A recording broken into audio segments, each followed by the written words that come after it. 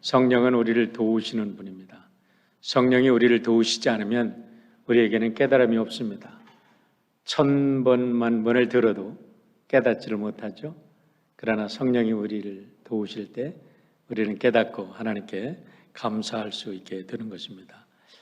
우리 한국교회를 보면 성령에 대한 너무나 많은 오해들이 많이 있습니다. 성령 충만하면 이상한 알아듣지 못하는 이상한 소리를 지르고 이상한 괴상한 행동을 하고 신비한 환상을 자기만 보는 걸로 생각하는데 성경적으로 볼 때는 전혀 그렇지 않습니다. 여러분, 우리가 사도행전 2장에 보면 성령이 강림했을 때 방언의 역사가 일어났어요. 그런데 그거는 못 알아듣는 역사가 아니라 알아듣는 역사였습니다. 성도들이, 사도들이 모여서 기도를 하는데 자기 말로 기도하는데 거기에 모인 모든 아시아에서, 당시에 아시아 근방에서 모여든 모든 사람들이 알아듣는 언어였어요. 영어로 얘기를 하는데 한국말로 알아들어요. 한국말로 얘기하는데 영어로 알아들어요. 통하는 역사죠. 이게 바로 바벨탑 사건의 역전을 일으킨 거예요. 여러분, 인간 세상을 볼 때 바벨탑 사건은 모든 것을 단절시켜 놓은 사건입니다. 인간의 교만으로 인해서. 그런데 오순절의 사건은 하나님 앞에서 죄를 고백하고 우리가 하나님의 그 임재 안에 거할 때에 하나님의 영이 우리에게 충만해서 하나님과 우리가 통하게 했고 사람과 사람의 마음이 통하는 역사였어요. 커뮤니케이션, 혼자 얘기하는 게 아니라 모노로그 하는 게 아니라 다이얼로그가 일어난 거예요. 이게 바로 성령의 역사인데 우리가 예배를 드릴 때, 말씀을 들을 때, 찬양을 들을 때 깨달아서 내 마음속에 감동이 생기고 결단이 생기면 그것이 바로 성령의 역사입니다. 성령께서 도우시기 때문에 그런 역사가 일어나는 거죠. 오늘 성령의 큰 역사가 일어나서 하나님이 주시는 지혜가 깨달아지는 은총이 있기를 제 이름으로 축원합니다. 시편 90편 12절에 놀라운 지혜가 나오는데 이렇게 말합니다. 우리에게 우리 날 속의 삶을 가르치다 지혜로운 마음을 얻게 하소서라고 말씀합니다. 우리나라 말로는 지혜로운 마음을 얻게 하소서라고 표현이 되어 있는데요. 영어 성경에는, 여러분 영어 성경본이 몇 개나 되는 줄 아세요? 영어로 번역된 성경이 200개가 넘습니다. 근데 대부분 제가 참고하는 영어 성경은 한 20가지 정도 돼요. 쭉 이렇게 또 다양하게 비교를 해서 보는데 대부분 이 말을 어떻게 해석하고 있냐면 We may get a heart of wisdom. wisdom의 심장을 얻는다. 지혜의 심장을 얻게 하소서라고 말합니다.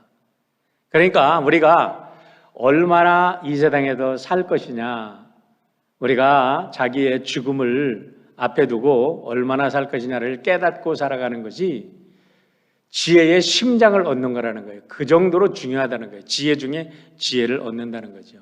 지난주에 말씀드렸듯이 우리는 죽음 앞에서 모든 사람들은 겸손해집니다.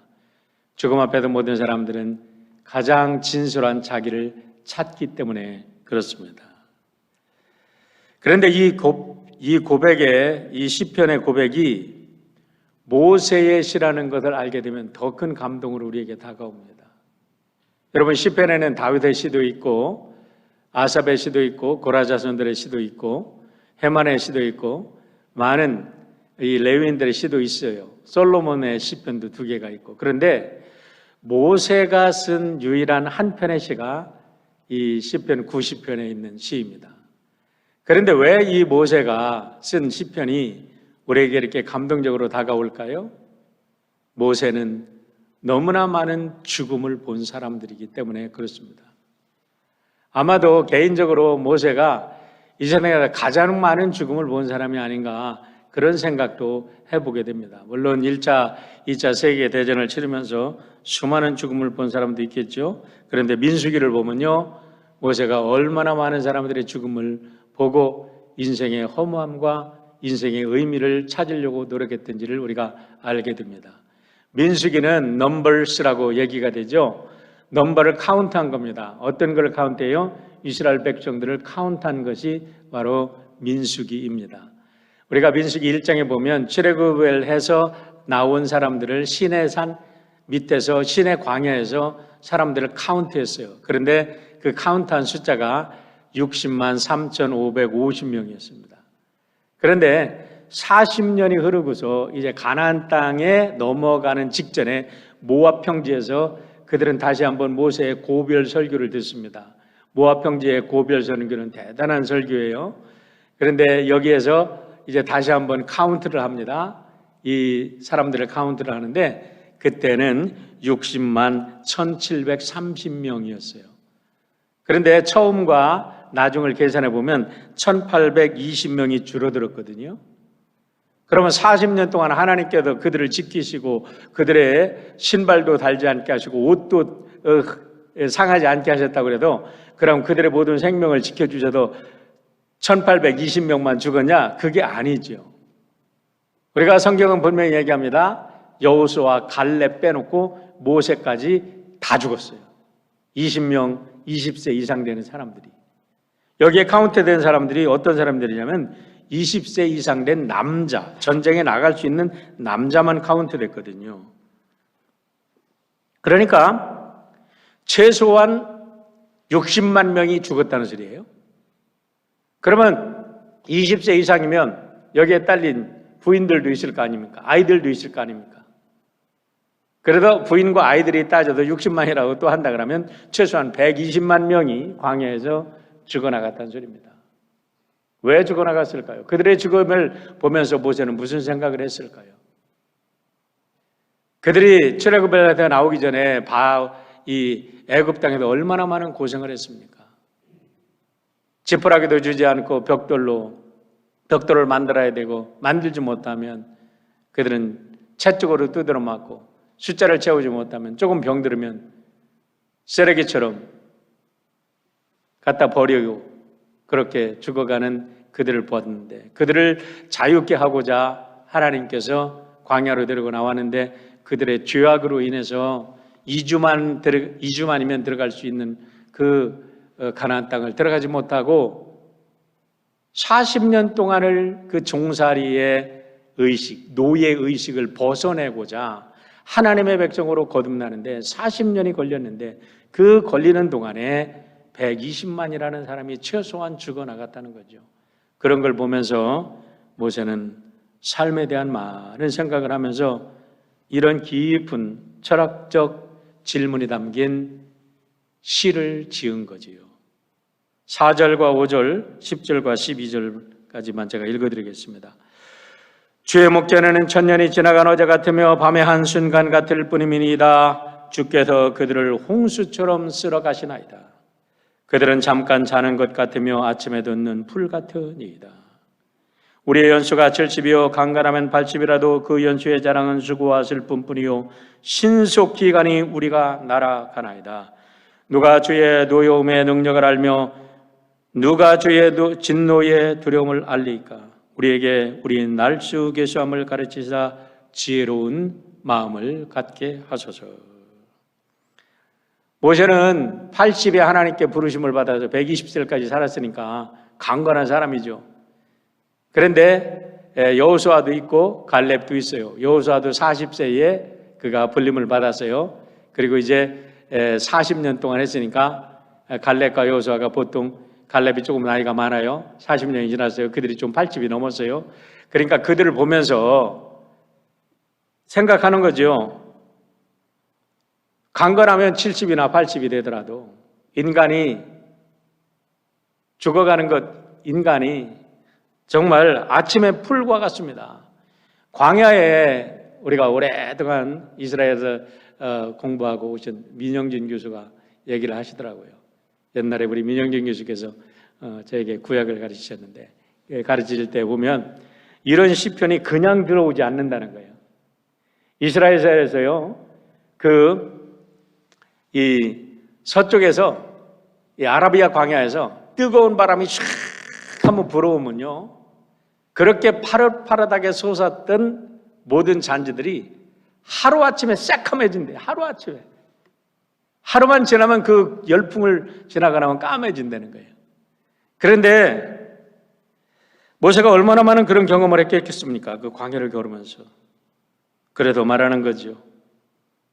그들은 잠깐 자는 것 같으며 아침에 돋는 풀과 같습니다. 사람이 아무리 오래 살고 자랑하고 수고한다 할지라도 그것은 슬픔뿐입니다. 라고 말을 합니다. 뉴욕의 리디머 장로교회라고 있습니다. 리디머라는 말, 리딤이라는 것은 우리를 구속했다는 말입니다.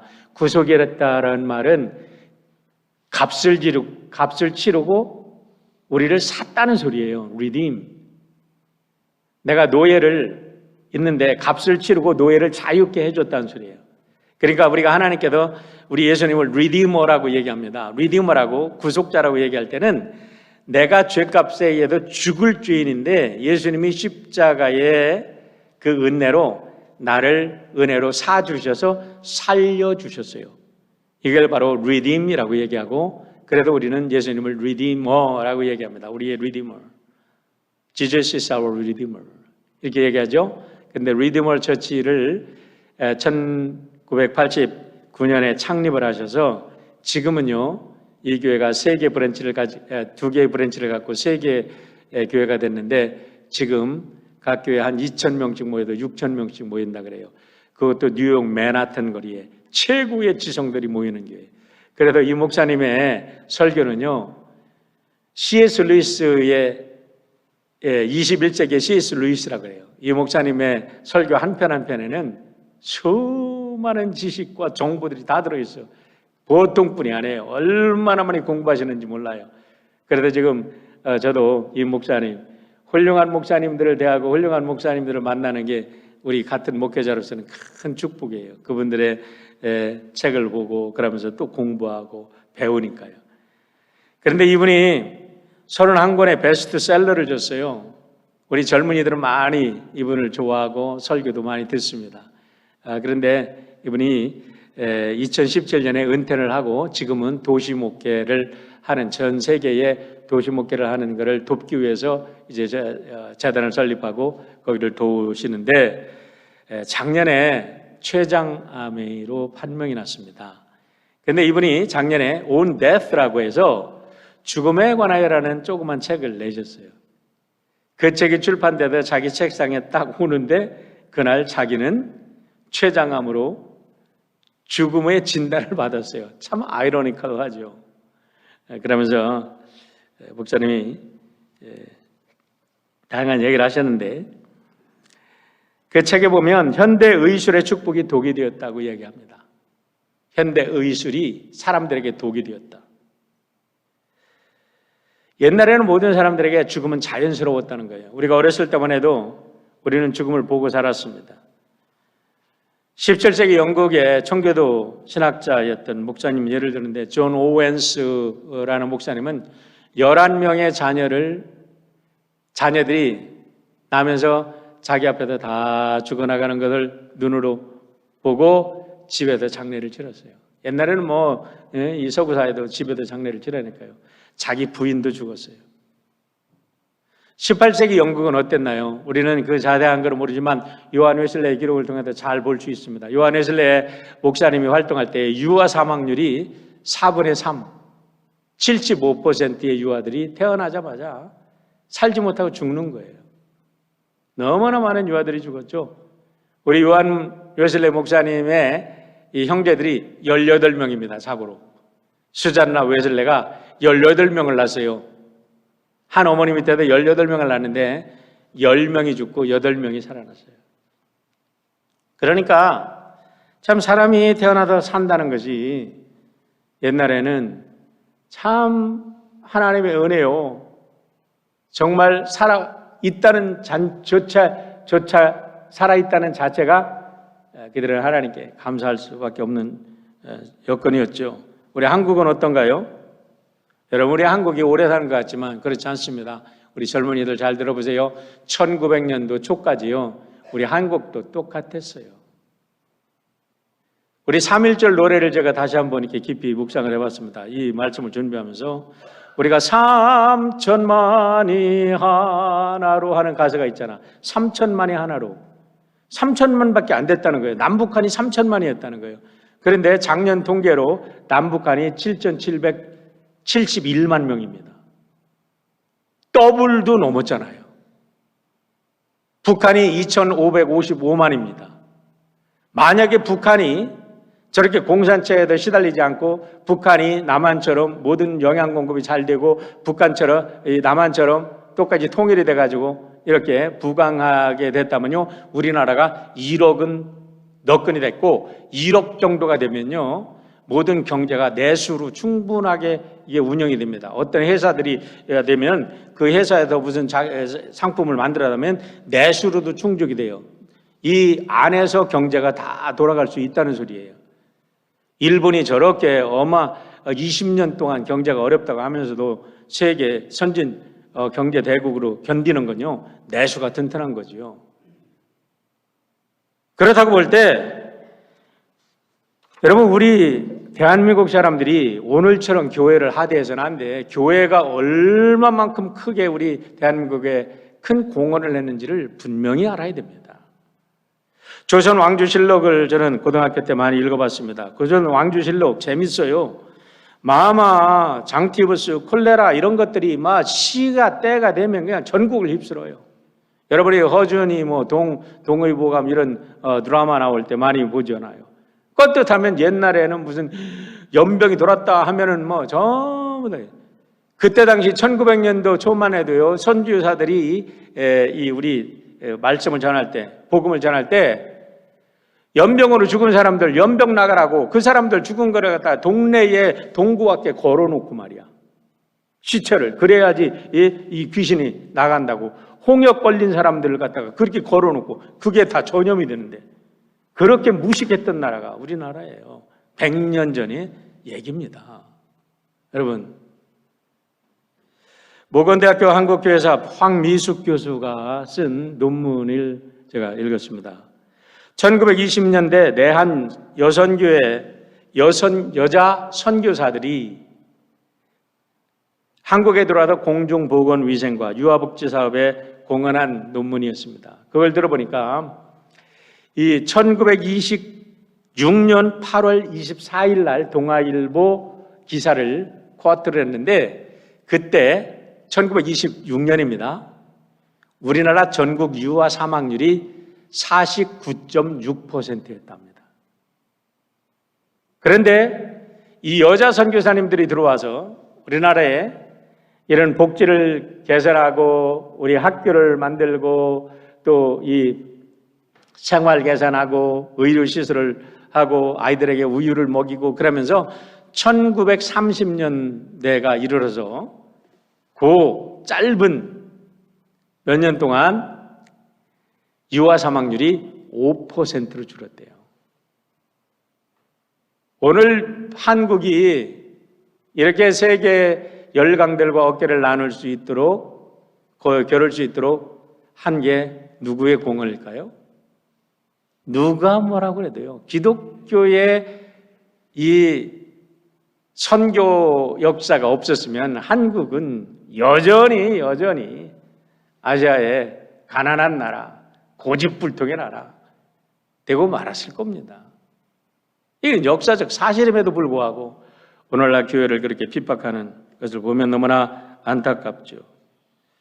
선교 초기에 우리가 앨리스 샤프 선교사를 통해서 많이 얘기를 들었죠. 여름철에는 너무나 모기가 많고 그냥 장집수가 많아가지고 선교사님들이 가족을 데리고 일본으로 피신을 하다가 이제 너무나 경비도 많이 들고 또 시간도 많이 들으니까 지리산 노고단으로 올라가서 거기에서 선교사들 휴양촌을 만들고 전국에 흩어진 선교사님 가족들이 그곳에 모여서 살면서 여름을 지냈다 그래요. 그때에 거기에서 많은 작품들이 나옵니다. 성경 번역이 나오고요. 거기에 선교사님들이 아름다운 시들도 나오고 그림도 나오고 그러는데 잠깐 한번 보겠습니다. 영상을.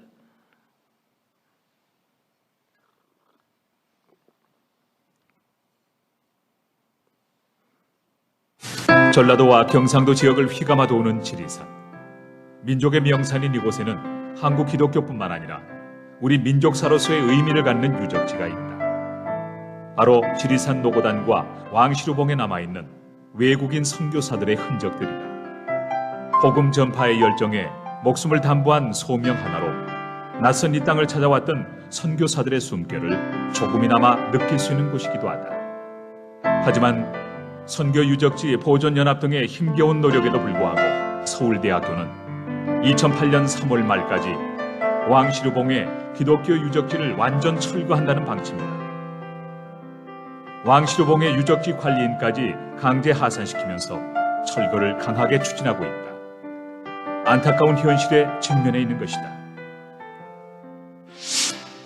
지리산 기독교 선교 유적지 중 노고단에는 일제 식민지 시대였던 1920년대 총 50여 채의 수양관이 세워졌다. 한국 전쟁 이후에는 폐허가 된 노고단 수양관을 뒤로 한 채 왕시루봉으로 옮겨 예배당과 여러 채로 어우러진 수양관을 새로 건립했다. 지리산 수양관에 기거했던 선교사들은 아프리카 수준만큼이나 암흑이었던 그 시절 타국에서 풍토병이나 수인성 질병으로 자녀들을 먼저 천국으로 보내는 아픔을 겪어야 했다. 코이트 선교사 역시 2살과 4살 된 남매를 하루 사이 간격으로 천국으로 보내야만 했다. 지리산 수양관은 면역 항체가 없던 선교사들이 무더운 여름을 보내고 교육과 영성 훈련으로 재충전하는 유일한 공간이기도 했다. 중국과 일본 등지에서 온 선교사들과 국내뿐만 아니라 아시아 지역의 선교 전략을 모색하기도 했다. 당시 우리나라는 각종 저 영상을 보는데 서울대학교에서 왜 저거를 철폐를 하기로 결정을 했는지 그거는 모르겠습니다. 영상에 나오니까. 그런데 저는 그 영상을 보면서 이런 생각을 해봤어요. 만약에 미국의 하버드 대학교라면 저거를 철폐했을까? 우리는 5,000년 민족의 역사를 자랑하는 역사적인 문화적인 민족입니다. 자랑을 하면서요. 제가 실질적으로 만나본 한국 사람들 역사의식 없습니다. 역사책 제대로 읽지도 않아요. 역사 공부도 안 해. 학교에도 이제 역사 공부도 안 해. 역사를 너무나 왜곡해서 제대로 된 역사학자도 제대로 없어. 그러면서 무슨 역사를 합니까?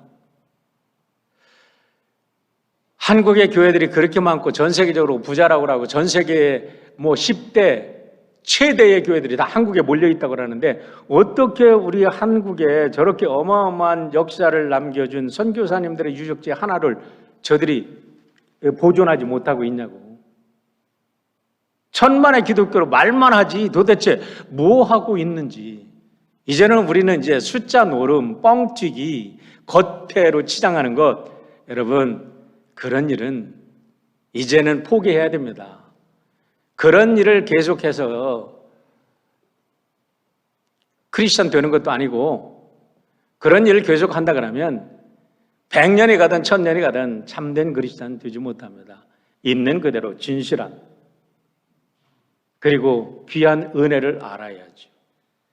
여기서 말하고자 하는 것은 선교사님들조차 그 역병을 피해가지 못했다는 거예요. 선교사님들의 자녀들도 대부분 선교사님들이 어린 자녀들 데리고 가도 대부분 우리 한국에 갔던 선교사님들이 나이가 어린 사람들이었습니다. 20대도 있고 30대도 있고. 그런데 그들이 자녀들을 다 잃어서 자녀를 잃지 않은 선교사님들이 거의 다 없어. 그렇게 죽음은 가까워 있었다는 거예요. 영국의 인류학자 제프리 고럴은 이렇게 얘기를 합니다. 의술의 발달과 함께 현대인들에게 죽음은 금단의 주제가 되었다.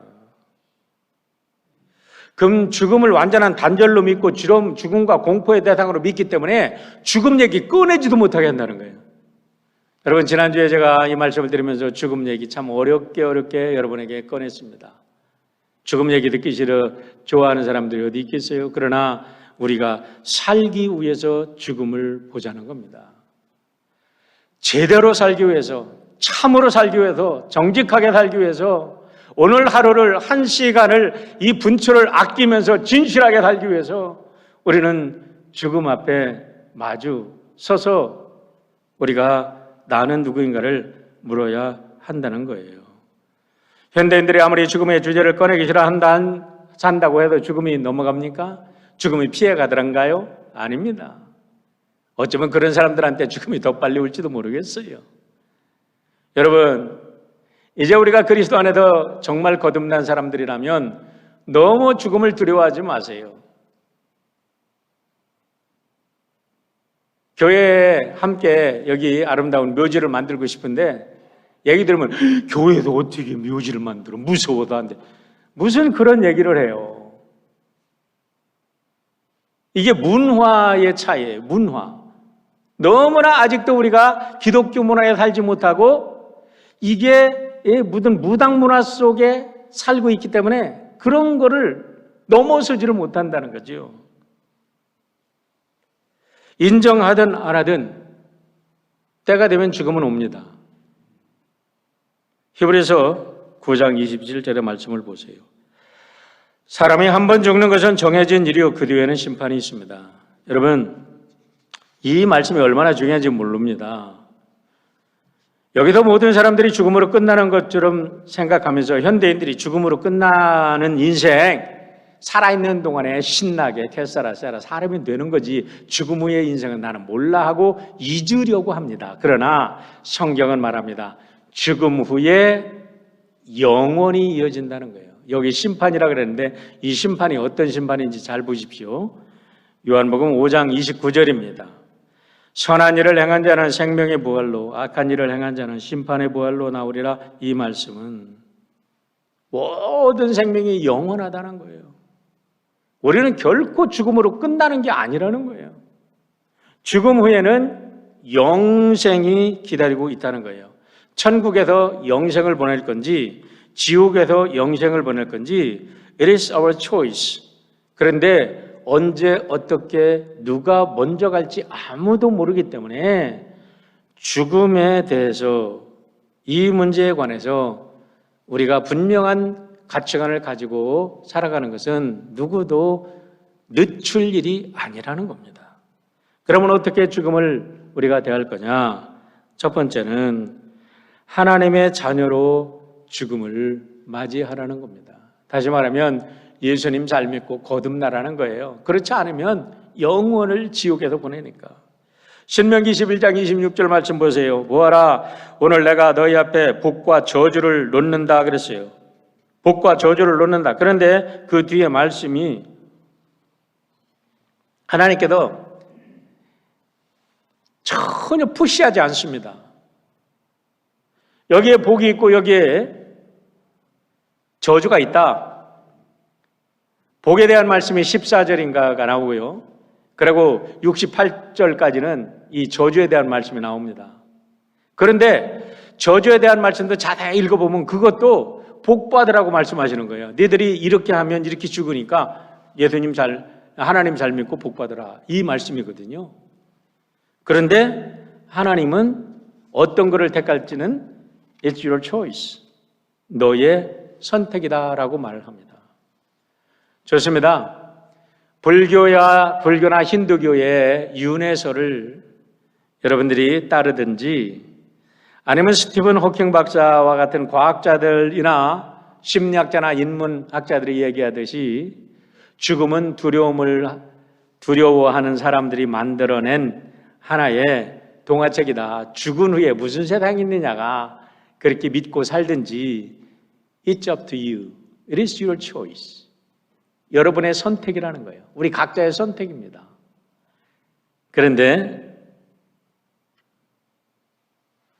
간절히 바라는 것은 성경의 말씀을 믿고 살기를 축원합니다. 여러분, 하나님은 인간의 자유의지를 억지로 결정하는 법은 한 번도 없으셨습니다. 스스로 선택하라고 말씀을 하십니다. 여기서 프랑스의 천재 수학자 블레즈 파스칼이 도박 이론을 제시합니다. 파스칼이 도박 이론을 제시하는 거는요, 도박해보라는 소리가 아닙니다. 파스칼은 정말 영적으로 거듭난 사람이거든요. 하나님을 만난 사람이에요. 그걸 불이라는 시를 써가지고 평생을 간직하고 다녔잖아요. 평생이 아니라 마지막 때. 그가 과학자로서 파스칼의 원리는 지금도 우리 학교에서 배우고 지금도 과학의 모든 거에 응용이 됩니다.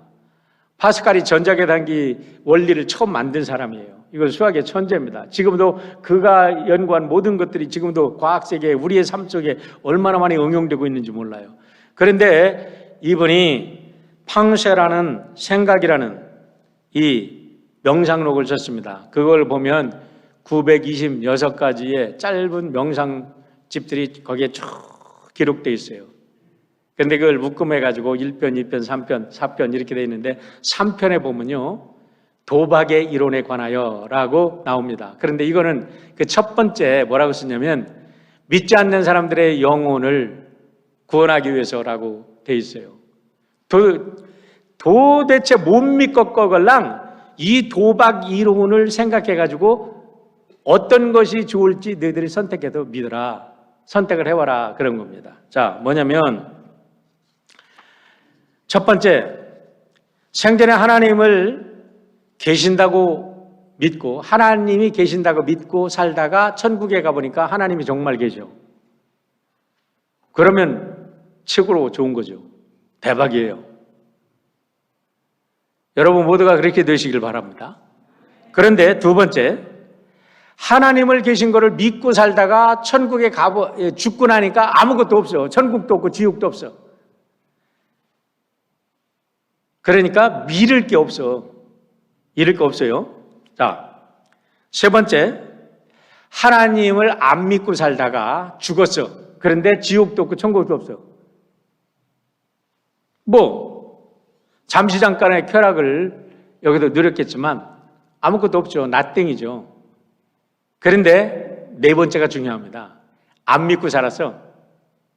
근데 가보니까 진짜 천국이 있어. 그럼 이 사람은 어떻게 된 거야? 진짜 지옥에 가서 천국이 있는 걸 알았잖아.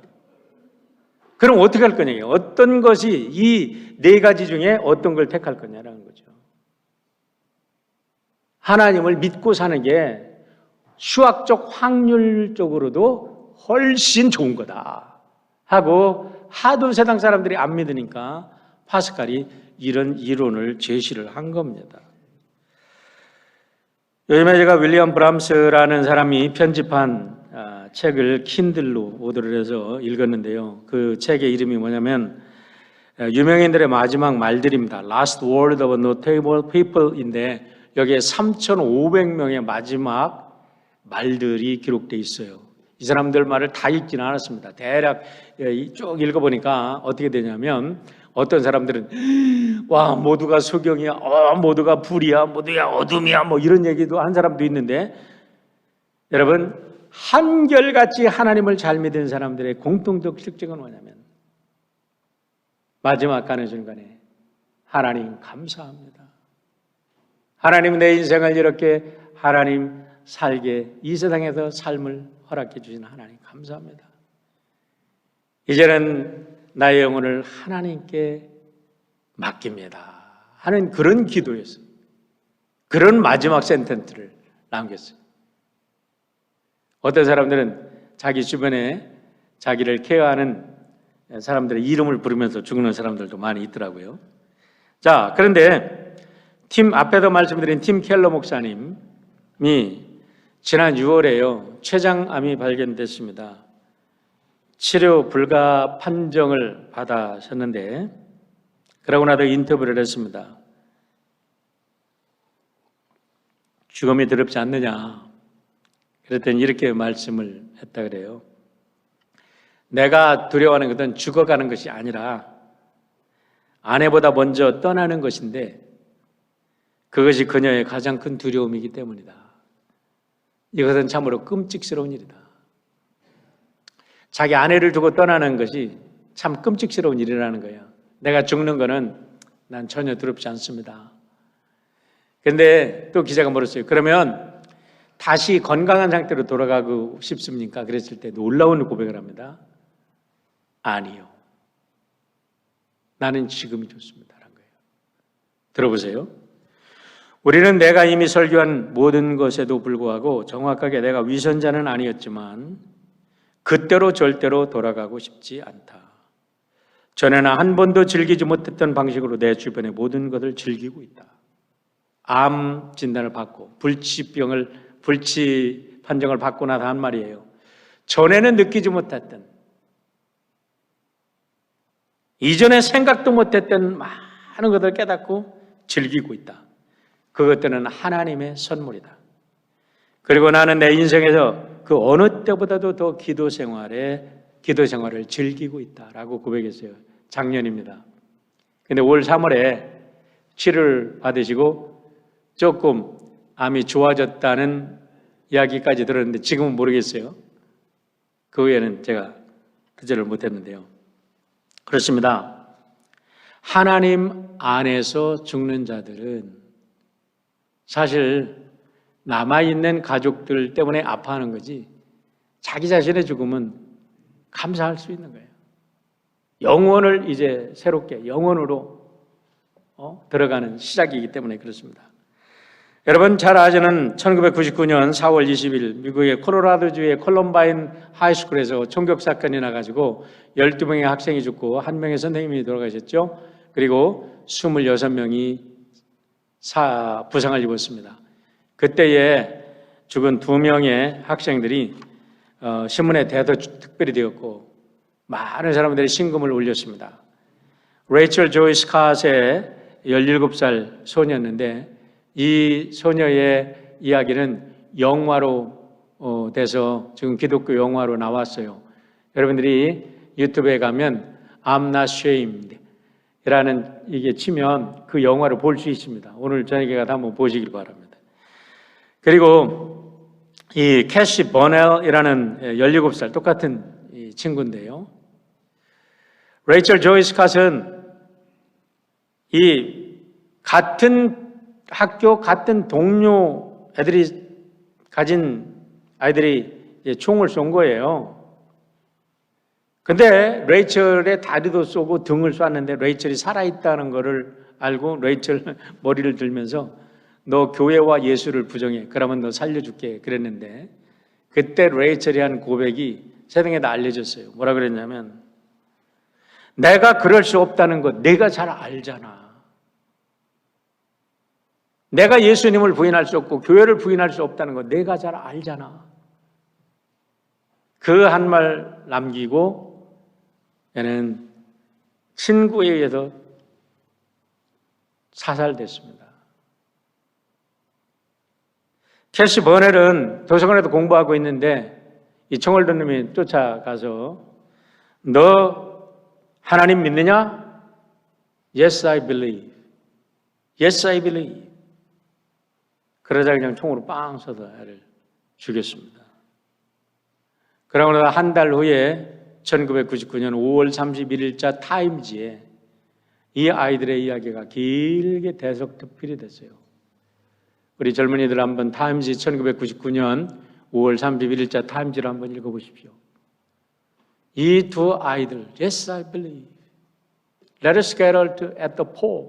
국기 대항계 주위에 모여자. 그래가지고 그때부터 미 전역에서 수천 명이 모이는 젊은 아이들이 모여서 학교에서 기도운동이 일어나고 국기개항대 점심시간에 국기개항대 우리 모이자. 그러다가 아이들이 기도를 하고 막 기도운동이 번져지고 젊은이들이 모여가지고 Yes, I believe. 그거를 제청하면서 새롭게 영적인 이 대부흥의 역사가 이 두 아이에게도 일어났다고 이 타임즈가 소개를 하고 있습니다. 여러분, 예수 안에서 죽는 것은 영원히 사는 길인 줄 믿으시기를 축원합니다. 요한복음 16장 33절에 이렇게 말합니다. 이것을 너희에게 이르는 것은 너희로 내 안에서 평안을 누리게 하려 함이라. 세상에서는 너희가 환난을 당하나 담대하라. 내가 세상을 이겼노라. 세상에 대해서 담대하라.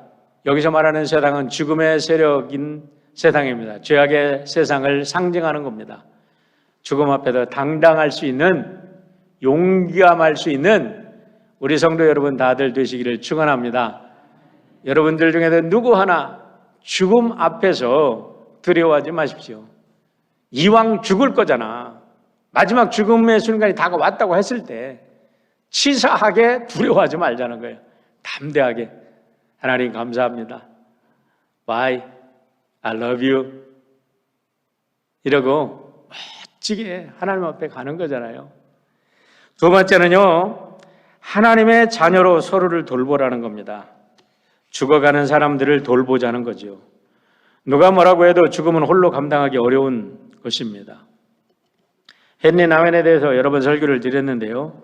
1932년에 홀랜드 출신입니다. 홀랜드라는 것은 네덜란드 서북쪽 지방을 홀랜드라고 하는데, 여기서 태어난 캐톨릭 사제인데 거기서 공부를 하고 미국으로 1964년 귀화해가지고 미국의 노틀담 대학, 예일 대학, 하버드 대학에서 심리학을 가르쳤습니다. 제가 우리 클레멘트도 공부할 때 영성신학자한테 제 가르쳐주신 교수께서 미국의 20대 3대 영성의 거장이 있다. 그 중에 한 사람이 바로 이 헨리 나인이었어요. 그런데 이분이 1985년에 하버드 대학에서 가르치다가 이제 프랑스의 라루이스 공동체라고 장애인 센터를 방문합니다. 거기를 방문하고 나서 이분이 큰 새로운 결심을 해요. 학교를 그만두고 자기의 남은 여생은 장애인을 위한 봉사를 하다가 이제는 죽겠다 하고서 결단을 하고 캐나다에 있는 데이브레이크 장애인 센터에 와서 평생을 봉사하다가 1996년에 9월 심장마비로 세상을 떠나십니다. 그런데 거기에서 다양한 책들을 쓰십니다. 물론 그 전에도 수많은 책들을 썼지만 그 중에도 쓴 책이 Our Greatest Gift, 우리의 최고의 선물이라는 죽음에 관한 책이었습니다. 근데 이 데이브레이크 이 센터에 다운 증후군과 알츠하이머를 앓고 있는 40대 초반의 남자가 들어왔어요. 그의 이름은 모우였습니다. 거기에 들어온 후에 2년 있다가 이분이 세상을 떠나는데, 이제 헨리 나웬께서 이 사람들을 돌볼 때에 이 모우에게는 특별했던 것 같아요. 모우는 항상 큰 허그를 해줬다 그래요. 빅허그를 하면서 하나님의 은혜가 너무나 놀랍습니다. 항상 만나면 하나님의 은혜는 너무나 놀랍다. 하나님의 은혜.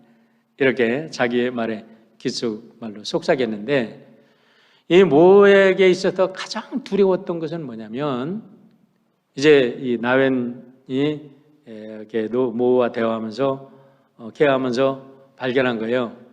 혼자 쓸쓸히 버려지는 것이 죽음보다 더 두렵다는 거예요. 그런데 그 두려움이 자기 안에도 있다는 걸 발견합니다.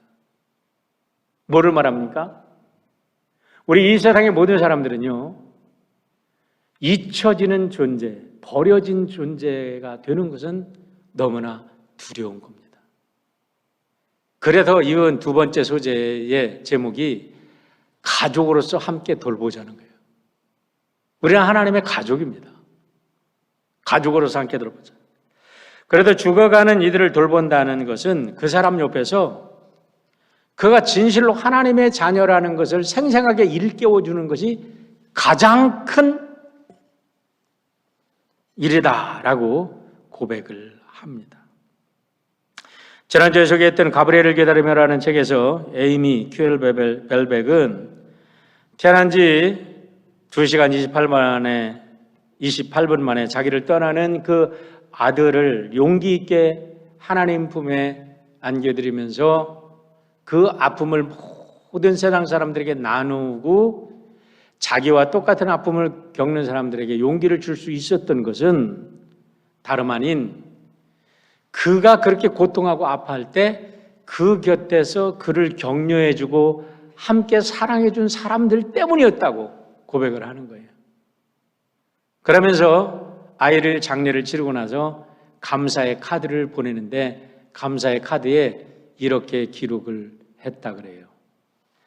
마크와 에이미의 아들이자 엘레나와 마리아의 동생인 가브리엘 큐엘벨백 뉴질은 1999년 8월 8일 오후 4시 42분에 태어났고 체중 3.18kg, 키 55.8cm에 심장을 빼고는 완벽한 아기였으나 저녁 7시 10분 사랑하는 사람들에 둘러싸여, 여러분 이게 그냥 지나갈 말이 아니에요.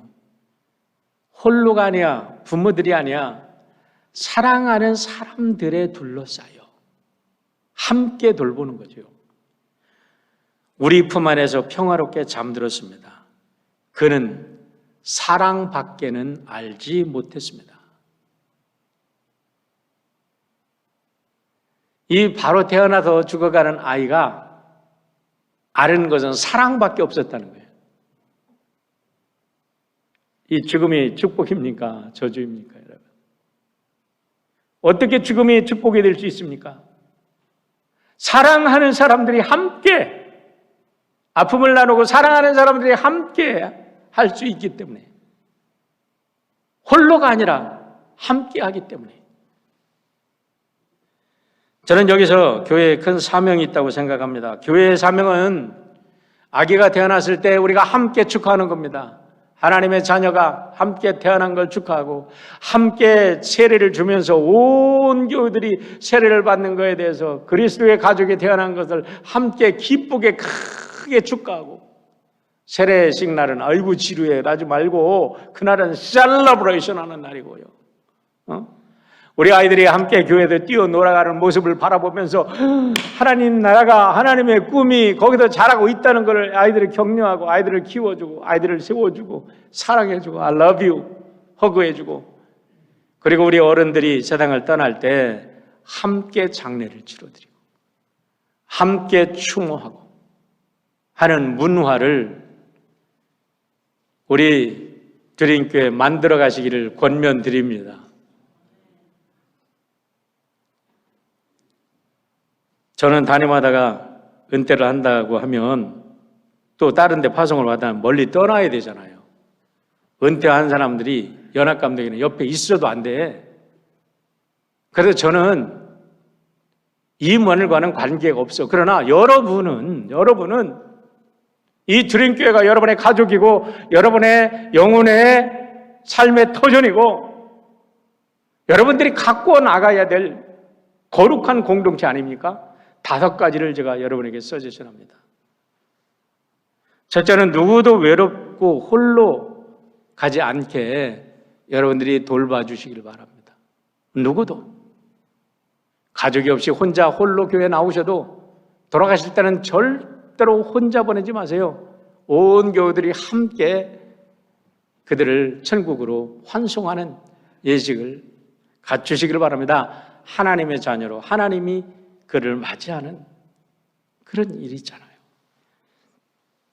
두 번째는 개개인의 책임도 있습니다. 살아있는 동안에 한 가족으로 어울리시길 바랍니다. 왜냐하면 모르잖아요. 근데 여러분들이 나오셔도 함께 친교하고 함께 나누시고 함께 어울리고, 어저께도 우리 어른들 장미꽃 보러 가셨는데 함께 이렇게 하다 보면 우리 가족이 되는 거잖아요. 함께 어울리십시오. 개신교가 가만히 묵상해 보니까 개인교가 된 것 같아요. 우리 캐톨릭의 이는 굉장히 단체적인, 이 집단적인 그게 있어요. 개신교의 장점도 많이 있는데 개신교의 가장 아픈 장점은 너무나 개인적이야. 신앙도 개인적이야. 신앙은요, 개인적인 동시에 communal, individual and communal, 공동체적인 게 신앙적이거든요. 어디서 이 귀중한 이 우리의 유산을 잊어버렸는지 너무나 안타까워. 이제는 우리 드림교회는 이 공동체의 유산을 회복할 수 있기를 바랍니다. 셋째, 장례식은요, 온 교우가 함께 참여해서 하는데 주일날 오후에 하시면 참 좋겠어. 지금 주일 오후에 2부 예배 끝나고 장례식 해보니까 성가대도 그대로 있고 성도님들 따로 오실 필요도 없고, 그러니까 참 좋더라고요. 뭐 우리가 일주일 중에 월요일부터 토요일 중에 하루는 장례식 할 거 아닙니까? 그러려면 예? 왜 성도들이 죄송해요. 여기 우리 장의사 운영하는 분이 안 계시니까 감사하잖아. 나는 윌즈에서 그 가까운데도 이렇게 좋은 교회가 있고 이렇게 좋은 아름다운 성전에서 우리 마지막 성도님들을 환송해 드려야지 왜 장의사로 가냐? 제가 있을 때요 거의 안 갔어요. 99%는 다 교회에서 거기는 웅장한 올겐이 있고 쫙 길거든요. 웅장했어요. 장례식 화려하게 했어요. 아주 멋지게 해드렸어요. 나는 우리 드림교회가 그렇게 해야 되기를 바랍니다. 네 번째, 다섯 번째는 우리가 앞으로 만들어야 될 거예요. 세 번째까지는 쉽습니다. 아니, 쉬운 것은 아니에요. 이것도 어려운 거지만 할 수만 있으면 화장을 해서 화장하는 문화요. 우리가 다 흙으로 돌아갑니다. 뭐 그냥 묻어도 흙으로 가고 다 썩어도 흙으로 가고 우리가 원수로 또 돌아가는 것 뿐이에요. 그러니까 화장을 하든 뭐 이 썩어도 가든 다 똑같은 거예요. 우리 육신은. 그런데 화장을 해서 언에 넣어서 이 뒷뜰에다가 우리가 좀 이렇게 아름다운 교회 공동으로 어른들을 모시고 우리 성도들을 모시면 얼마나 좋겠냐고요. 아직도 여러분들 공동묘지 가면 귀신 나와요? 그래도 무서워서 못하겠어요? 그게 뭐냐면 아직도 우리가 기독교의 이 죽음과 삶에 대한 신학이 정립이 안 돼서 그렇다는 거예요. 뭐가 무서워요? 캐톨릭은 옛날부터 벌써 다 그렇게 하고 있잖아요. 왜 문제가 돼요? 우리 교회 얼마나 아름다워요, 이 뒷뜰이. 이제 우리가 우리 교회 지도자들이 이런 일을 적극적으로 추진을 해서 좀 이뤄보십시오. 그러고도 연말이 되면 온 교우들이 성구영신 예배에 윷놀이하고 뭐 그런 것도 좋지만 다 모여서 온 성도들이 지나온 우리 선조들의 얼굴도 띄워가면서 추모 예배를 함께 드려보세요. 저는 하와이 올리브유교 때 마지막 성구영신 예배 때는 우리가 추모 예배를 다 같이 드렸어요. 사모안들도 있고요, 영어부도 있고 한국 사람들도 있었는데 얼마나 은혜로운지 몰라요. 교회 가요. 요람부터 무덤까지가 아니지. 요람부터 영원까지 책임지는 가족이 되기를 바랍니다. 마지막으로 오늘 이 순간 천국을 사시길 바랍니다. 팀 켈러 목사님의 On Death Day라는 책에서 제가 읽다가 너무나 가슴 아픈 그리고 충격적인 이 센텐스를 봐서 여러분에게 번역해서 알려드렸습니다. 나는 더 이상 신자가 아닙니다. 믿음은 나에게 아무런 일도 해주지 못했습니다. 나는 나에게 무엇인가를 할 줄 알았던 인격적인 하나님을 믿을 수가 없습니다. 암에 걸렸던 여인이 마지막 목사님에게 와서 자기 암 치료 안 됐다고 이제 나는 하나님 안 믿습니다 하고 하나님을 버린 거예요. 근데 마지막 팀켈러 목사님이 재밌는 이야기를 하셨어요. Cancer killed her God. 암이 그 여인의 하나님을 죽였다. 나는 여러분에게 묻고 싶습니다. 여러분의 하나님은 암 때문에 죽으실 하나님입니까? 여러분의 권력이나 여러분의 탐욕이나 여러분의 탐욕이 채워지지 않아서 여러분은 하나님을 죽이실 겁니까? 여러분의 탐욕이 무너졌다고 하나님이 죽는 하나님입니까? 저 사이에다 뭐를 넣겠습니까? 저 앞에다 뭐를 넣겠어요? 저는 여러분 모두가 nothing을 넣기를 축원합니다. 그 아무것도 나의 하나님, 우리 하나님을 죽일 수 없죠. 어떻게 하나님이 죽습니까? 그런 얄팍한 신앙을 가지고 자기 기복적인 것만 취하는 것이 오늘날 너무나 그러면서 무슨 뭐 그리스도의 군대요 뭐 어쩌고 그러는데 아이고 정말 창피하지도 않은가라는 생각을 합니다. 오늘 세 통의 편지를 소개하고 오늘 말씀을 마칩니다. 오늘을 천국처럼 살아가는 사람들의 이야기. 강영우 박사의 편지입니다. 강영우 박사는 2011년 췌장암으로 이분도 돌아가셨는데 2011년 췌장암이 발견된 후에 2012년 2월에 이제 세상을 떠나시기 전에 크리스마스 때에 세 편의 편지를 남깁니다. 하나는 아들에게, 하나는 아내에게, 그리고 하나는 우리 미국 전역에 있는 교우들에게 남긴 편지예요. 제가 미국 교우들에게 남긴 편지는 그때 당시 신문에 대문짝하게 났기 때문에 아마 읽어본 분들이 계실 줄 알아요. 근데 아들과 어머니, 자기 아내에게 났던 것은 퍼스널한 편지이기 때문에 나중에 이것이 이제 알려졌습니다. 아들들에게 이렇게 편지를 남겼어요. 이제 너희들과 시간이 얼마 남지 않았구나. 내가 너희들을 처음 품에 안은 지가 엊그제 같은데 벌써 너희들과 이별의 약속을 나눠야 할 때가 되었다니 좀 더 많은 것을 나누고 좀 더 많은 것을 함께하지 못한 아쉬움이 밀려온다. 하지만 너희들이 나에게 준 사랑이 너무나 컸기에 그리고 너희들과 함께한 추억이 내 마음속에 가득하기에 난 이렇게 행복한 마지막을 맞이할 수 있단다. 해보기도 전에는 결코 포기하지 말라는 나의 말을 가슴속 깊이 새긴 채로 자라준 너희들이 고맙고 너희들의 아버지로 반평생을 살아왔다는 게 나에게는 축복이었다. 내가 떠나더라도 너희들은 혼자가 아니기에 너희들 곁에 사랑하는 사람들이 늘 항상 함께 할 것이기에 아버지는 슬픔도 걱정도 없다. 나의 아들 진석, 진영이를 나는 넘치도록 사랑했고 사랑한다. 여러분 이 말씀을 한번 깊게 생각해 보세요. 너희들 곁에 사랑하는 사람들이 늘 항상 함께 할 것이기 때문에 부모들의 책임 중에서 최고의 책임 중에 하나가 잘 먹고 잘 입히고 공부만 열심히 시키는 게 아니라 그 주변에 좋은 친구들을 많이 갖게 해주는 것. 그것이 정말 부모의 책임인 것 같아요. 우리 연세가 되신 분들 친척보다 친구가 더 귀하죠. 주변에 있는 친구가 얼마나 귀합니까?